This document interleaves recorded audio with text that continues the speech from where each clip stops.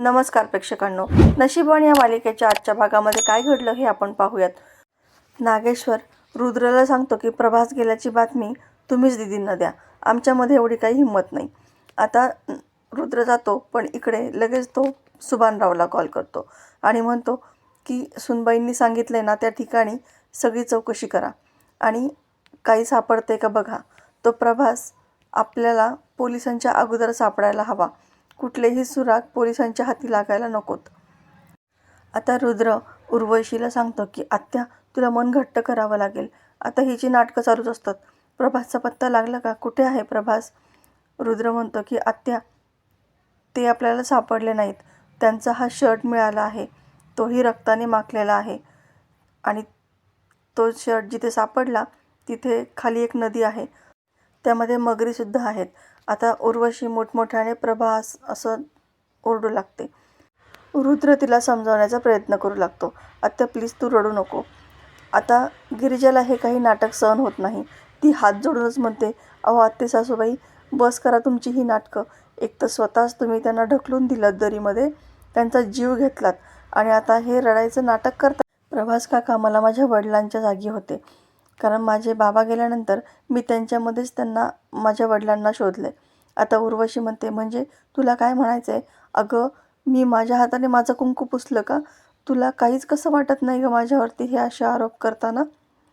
तेव्हा गिरिजा तिचं म्हणणं सर्वांना ओरडून ओरडून सांगत असते की प्रभास काकांना यांनीच दरीमध्ये ढकललेलं आहे.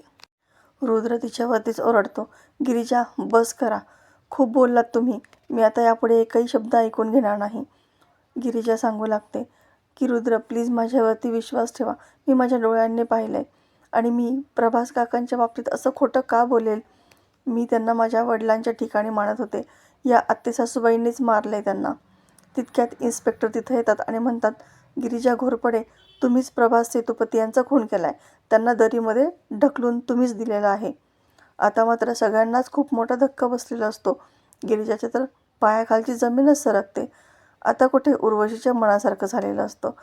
आता गिरिजाला कॉन्स्टेबल घेऊन जात असतात, तेव्हा नागेश्वर त्यांना थांबवतो. इन्स्पेक्टर कोणाचंही काहीच ऐकत नाही. वासंती म्हणते, माझी सून असं काही करणं शक्यच नाही. इन्स्पेक्टर सांगतात की आमच्याकडे आय विटनेस आहे, त्यांनी स्वतः गिरिजा घोरपडे यांना प्रभासला दरीमध्ये ढकलून देताना पाहिलेलं आहे आणि मग ते एका आय विटनेसला बोलवतात. तो तिथलंच एका मंदिरातील पुजारी असतो. तो गिरिजाकडे बोट दाखवून सांगतो की ह्यांनाच पाहिलं मी, यांनीच एका माणसाला दरीमध्ये ढकलून दिलं.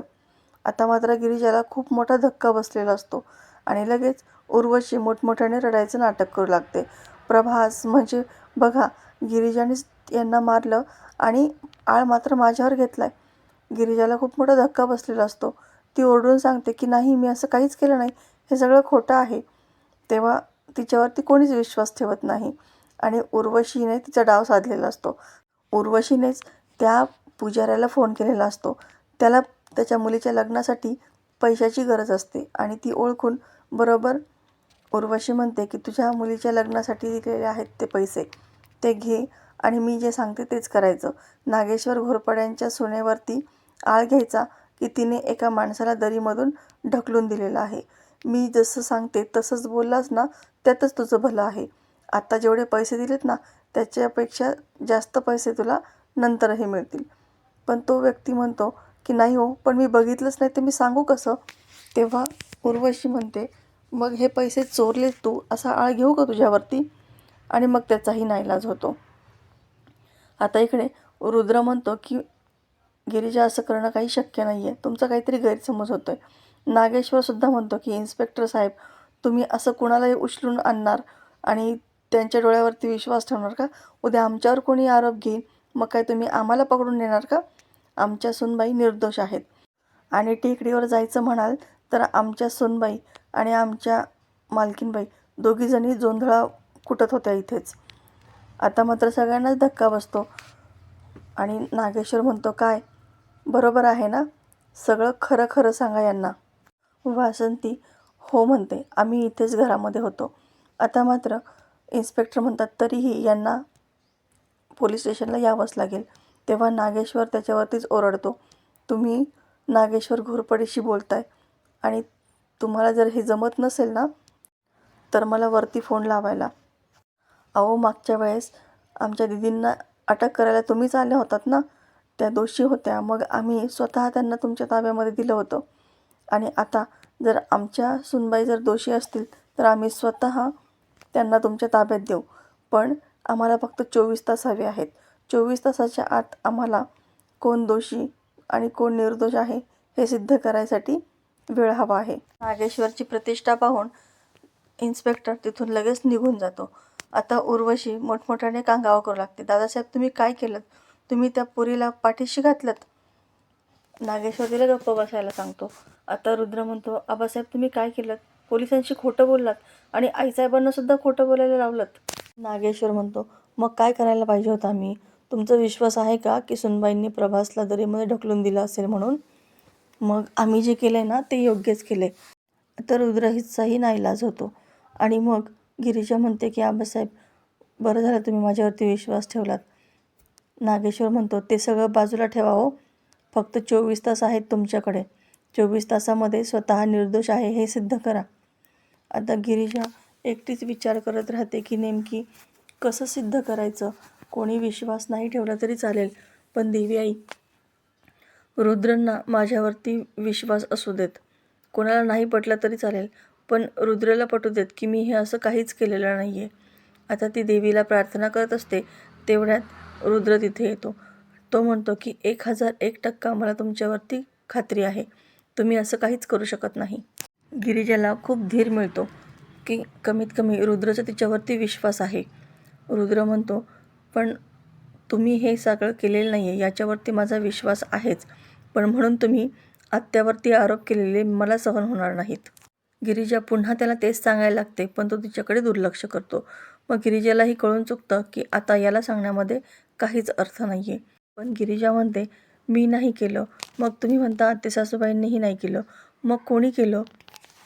इकडे नागेश्वर सावीला आणि वासंतीला प्रश्न विचारू लागतो.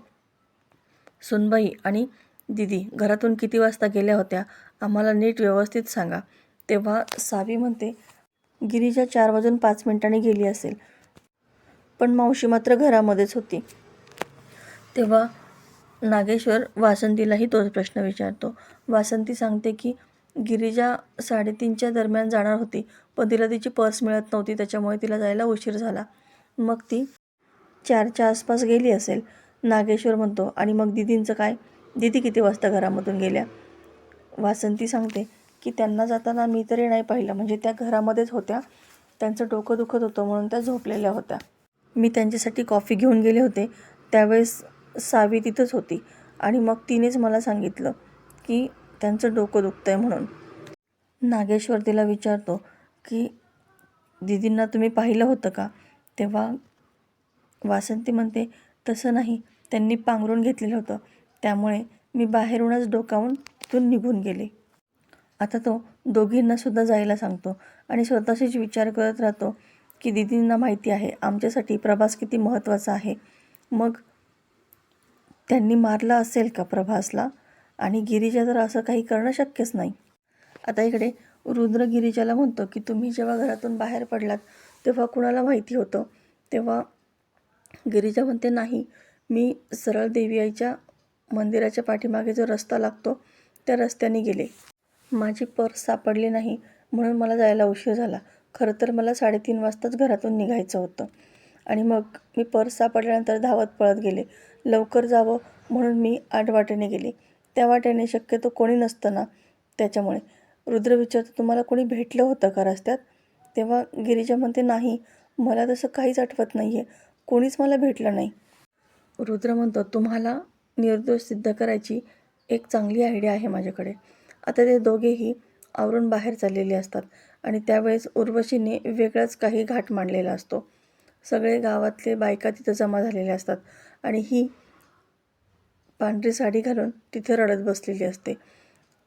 आता खरं तर तिला रुद्रकडून सहानुभूती मिळवायची असते.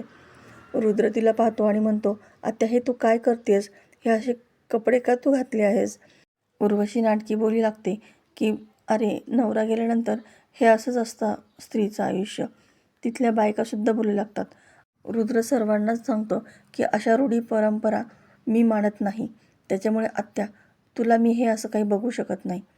तू पहिले तू जशी राहत होतीस ना तशीच राहा. आता गिरिजाला त्याचे हे विचार ऐकून खूप मनातून चांगलं वाटत असतं.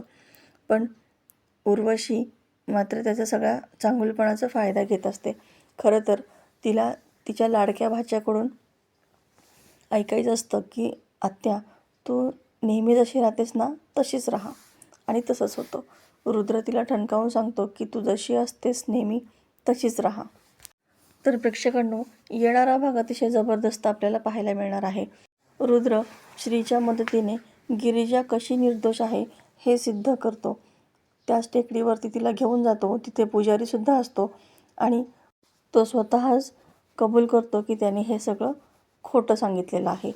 तर प्रेक्षकांनो, असेच नवनवीन व्हिडिओ अपडेटसाठी चॅनलला सबस्क्राईब करा. नोटिफिकेशनसाठी बेल आयकॉन अवश्य दाबा. व्हिडिओ पाहिल्याबद्दल धन्यवाद.